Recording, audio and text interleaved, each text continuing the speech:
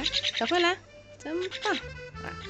之前有一点刀凶了，那我后面就调整了一下食物啊，因为丝光是需要更多蛋白质的，像这个蛋小米对它来说是营养更好一点。来，小灰灰来。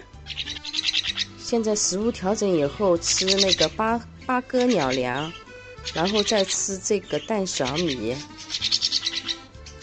啊，后面再给它的水里也加了一些营养液。现在刀胸已经没有了，已经肉长出来了。